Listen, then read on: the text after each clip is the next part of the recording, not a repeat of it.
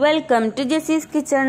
ജസീസ് കിച്ചണിലേക്ക് എല്ലാവർക്കും സ്വാഗതം. ഇന്ന് ഞാൻ തയ്യാറാക്കാൻ പോകുന്നത് വളരെ എളുപ്പത്തിൽ കളറുകളൊന്നും ചേർക്കാതെ തന്നെ തയ്യാറാക്കിയിട്ടുള്ള മന്തി റെസിപ്പിയാണ്.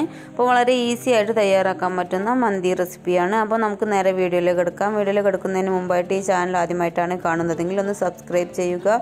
അടുത്തുള്ള ബെല്ലൈക്കണും കൂടി ഒന്ന് ക്ലിക്ക് ചെയ്ത് കൊടുത്ത് അതിൽ ഓൾ എന്നൊരു ഓപ്ഷൻ കൂടിയും ക്ലിക്ക് ചെയ്ത് കൊടുക്കുക. മന്തി തയ്യാറാക്കാൻ വേണ്ടിയിട്ടുള്ള പൗഡറുകളാണ് ഞാനിവിടെ എടുത്തു വെച്ചിട്ടുള്ളത്. അപ്പോൾ അതിന് വേണ്ടിയിട്ട് ഒരു അരമുറി നാരങ്ങ എടുത്തിട്ടുണ്ട്, ഒരു സ്പൂണ് ജിഞ്ചർ ഗാർലിക് പേസ്റ്റ് എടുത്തിട്ടുണ്ട്, ഒരു സ്പൂണ് കുരുമുളക് പൊടിയും ഒരു സ്പൂണ് ഗരം മസാല എടുത്തിട്ടുണ്ട്, പിന്നെ ഒരു സ്പൂണ് മുളക് പൊടിയാണ് എടുത്തിട്ടുള്ളത്, അതേപോലെ തന്നെ അര സ്പൂണ് മഞ്ഞൾപ്പൊടിയാണ് എടുത്തിട്ടുള്ളത്. ഇതിന് പകരമാണ് നമ്മൾ കളർ ചേർത്ത് കൊടുക്കുന്നത്. റെഡ് കളറും യെല്ലോ കളറും ചേർത്ത് കൊടുക്കുന്നതിന് പകരമായിട്ട് ഞാൻ ഒരു സ്പൂണ് ചില്ലി പൗഡറും അതേപോലെ തന്നെ അര സ്പൂണ് ടർമറിക് പൗഡറുമാണ് എടുത്തിട്ടുള്ളത്. പിന്നെ ഇതിലേക്ക് വേണ്ടിയിട്ട് കുറച്ച് കുരുമുളക്, പൊടിക്കാത്ത കുരുമുളകും കുറച്ച് ഗ്രാമ്പൂവും അതേപോലെ തന്നെ ഏലക്ക, ഡ്രൈ ലെമൺ, 2 ചിക്കൻ ക്യൂബ് എന്നിവയാണ് എടുത്തിട്ടുള്ളത്. ഇനി നമ്മൾ ഈ സ്പൈസസ് ഒക്കെ ഒന്ന് ഇതിലേക്ക് ചേർത്ത് കൊടുക്കാം. അതേപോലെ തന്നെ നമ്മൾ എടുത്തു വെച്ചിട്ടുള്ള പൗഡറുകളും ചേർത്ത് കൊടുക്കാം. അപ്പോൾ നമ്മൾ കളർ ചേർത്തിട്ടൊക്കെ ഉണ്ടാക്കുന്നത് ഹെൽത്തിനൊന്നും അത്ര തന്നെ നല്ലതല്ലാത്തത് കൊണ്ട് ഈ രീതിയിൽ ചെയ്തെടുക്കുന്നതാണ് നല്ലത്. കുറച്ച് മുളക് പൊടിയും അതേപോലെ തന്നെ മഞ്ഞൾപ്പൊടിയും ചേർത്ത് കൊടുത്താൽ മതി.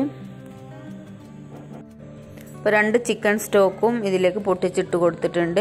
ഇനി ഇതിലേക്ക് ചേർത്ത് കൊടുക്കുന്നത് 1 കപ്പ് ഓയിലാണ്, സൺഫ്ലവർ ഓയിലാണ് ചേർത്ത് കൊടുക്കുന്നത്. ഇപ്പോൾ 250 ml കപ്പാണ്, അതിൽ ഫുള്ളായിട്ട് ഓയിൽ ഒഴിച്ചിട്ടുണ്ട്. ഇനി നമ്മൾ കൈ വെച്ചിട്ട് നന്നായിട്ടൊന്ന് മിക്സ് ചെയ്തെടുക്കാം. ചിക്കൻ സ്റ്റോക്കൊക്കെ ഒന്നായിട്ട് നന്നായി പൊടിഞ്ഞ് വരണം. മസാലകളൊക്കെ ഒന്നായിട്ട് നന്നായിട്ടൊന്ന് മിക്സ് ചെയ്തെടുക്കുക. കൈ വെച്ച് ഇതേപോലെ ഒന്ന് ഉടച്ചെടുക്കാം. ഇനി ഇതിലേക്ക് ചേർത്ത് കൊടുക്കാൻ പോകുന്നത് ചിക്കനാണ്. ഒരു ചിക്കന് വലിയ പീസുകളാക്കി കട്ട് ചെയ്തെടുത്തതാണ്. ഇനി മസാല ഒക്കെ ഒന്ന് പിടിക്കാൻ വേണ്ടിയിട്ട് കത്തി വെച്ച് ഇതേപോലെ ഒന്ന് വരഞ്ഞു കൊടുക്കാം. ഇതേപോലെ ചെറുതാക്കി ഒന്ന് കട്ട് ചെയ്ത് കൊടുക്കാം.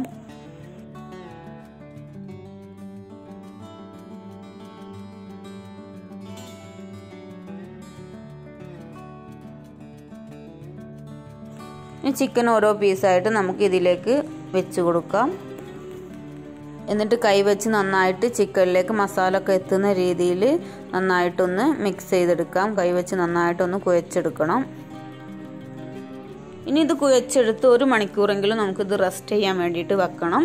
അപ്പോൾ നന്നായിട്ട് ഒന്ന് മിക്സ് ചെയ്ത് നമുക്കിത് 1 മണിക്കൂർ റെസ്റ്റ് ചെയ്യാൻ വേണ്ടിയിട്ട് മാറ്റി വെക്കാം.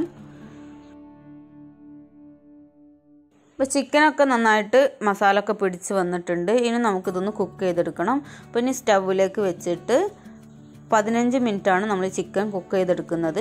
അപ്പോൾ 5 മിനിറ്റ് ഒരു സൈഡും 10 മിനിറ്റ് മറ്റേ സൈഡുമാണ് നമ്മൾ കുക്ക് ചെയ്തെടുക്കുന്നത്. അപ്പോൾ ഈ ഒരു സൈഡ് 5 മിനിറ്റ് ആയിട്ടുണ്ട്. ഇനി നമുക്കിതൊന്ന് മറിച്ചിട്ട് കൊടുക്കാം. ഇനി മറ്റേ സൈഡ് നമുക്ക് ഒരു 10 മിനിറ്റ് ഒന്ന് വേവിച്ചെടുക്കാം. ഇനി നമുക്ക് റൈസ് ഒന്ന് കുക്ക് ചെയ്തെടുക്കണം. അരമണിക്കൂർ വെള്ളത്തിൽ കുതിർത്ത് വെച്ചിട്ടുള്ള ബസുമതി റൈസാണ്.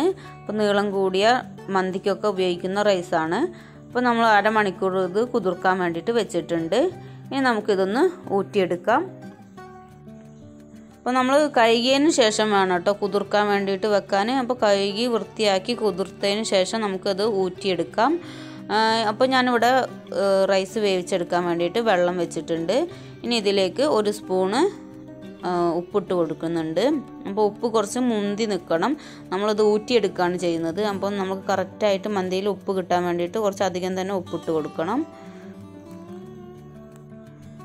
ഇനി ഇതിലേക്ക് നമ്മൾ കഴുകി ഊറ്റി വെച്ചിട്ടുള്ള റൈസ് ചേർത്ത് കൊടുക്കാം. അരമണിക്കൂർ കുതിർത്ത് വെച്ചിട്ടുള്ള റൈസ് ഇതിലേക്ക് ചേർത്ത് കൊടുക്കാം.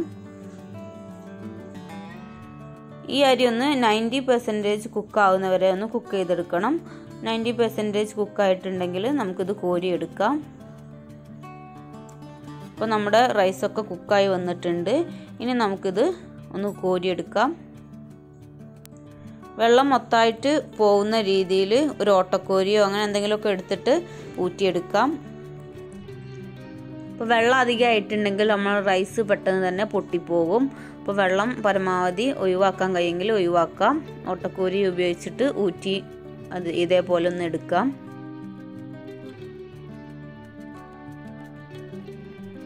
ഇനി നമ്മൾ കുക്ക് ചെയ്തിട്ടുള്ള ചിക്കൻ ഒന്ന് ഫ്ലെയിം ഓൺ ആക്കിയ ശേഷം നമുക്ക് ഈ റൈസ് ഇതേപോലെ ഇട്ട് കൊടുക്കാം.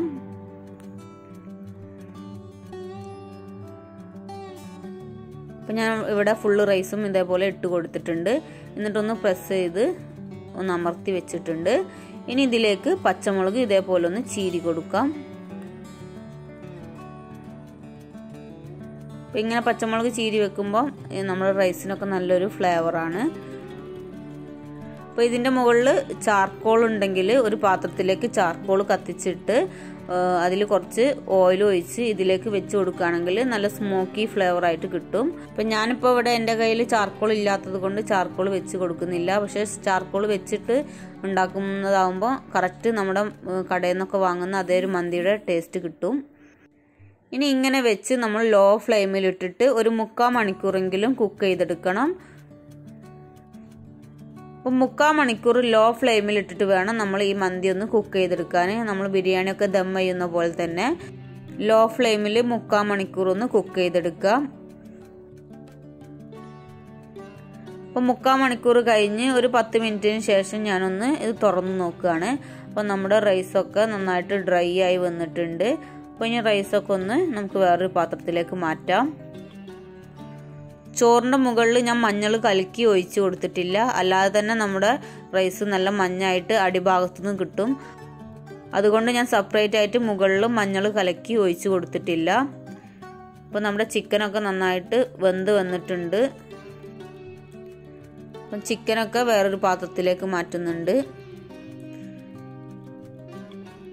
ഇനി നമ്മൾ മാറ്റി വെച്ചിട്ടുള്ള റൈസ് ഇതിലേക്ക് തന്നെ ഇട്ട് കൊടുത്ത് നന്നായിട്ടൊന്ന് മിക്സ് ചെയ്തെടുക്കണം. കുറേശ്ശെ ആയിട്ട് ഇട്ട് കൊടുത്ത് മിക്സ് ചെയ്തെടുക്കാം. കുറേശ്ശെ ആയിട്ട് ഇട്ട് കൊടുത്ത് ഇതേപോലെ ഒന്ന് മിക്സ് ചെയ്തെടുക്കണം. അപ്പം ഞാൻ എല്ലാം മിക്സ് ചെയ്തെടുത്തിട്ടുണ്ട്. അപ്പം നമ്മുടെ ചിക്കനൊക്കെ നന്നായിട്ട് കുക്കായി വന്നിട്ടുണ്ട്. അപ്പോൾ നമ്മൾ കൈകൊണ്ടൊന്ന് പിച്ച് നോക്കിയപ്പോൾ തന്നെ നന്നായിട്ട് അടർന്നു വരുന്നുണ്ട്.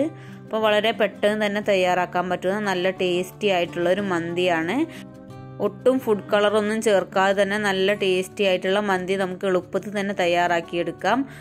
അപ്പോൾ എല്ലാവരും ഒന്ന് ഇത് ട്രൈ ചെയ്ത് നോക്കുക. ട്രൈ ചെയ്ത് നോക്കുന്ന സമയത്ത് നിങ്ങളുടെ ഫീഡ്ബാക്ക് ഒക്കെ ഒന്ന് കമൻറ്റ് ബോക്സിൽ അറിയിക്കുക.